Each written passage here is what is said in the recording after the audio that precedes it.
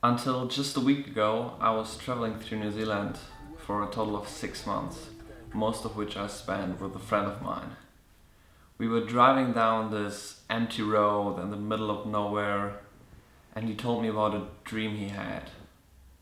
And the dream was all calm and beautiful, but all of a sudden a switch flicked and everything turned into horror and people were dying, things like that. And that's pretty much the spark for the idea for REM.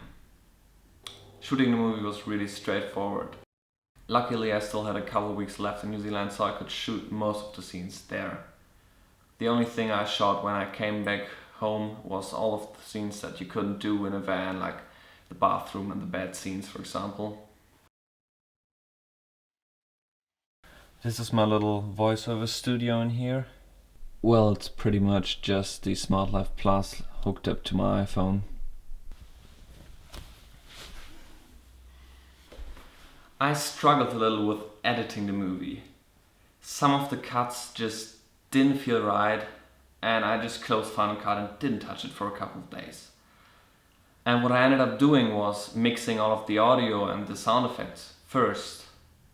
And all of a sudden I could figure out what was wrong with the cuts, and everything just fell into pieces because I had that one guideline with the audio. A little bit of color grading and the movie was pretty much ready to get published. Looking back, I wish I would have spent a lot more effort on trying to find another person to make this movie with. Because I was in New Zealand, I didn't really know anyone. So I tried putting out Facebook posts and no one really answered me.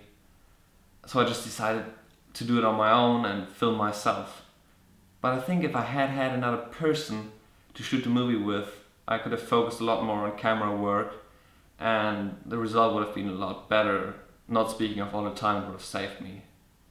All in all, I'm still satisfied with the result. It's just those little bits and pieces that I could have improved if I had someone else to make the movie with.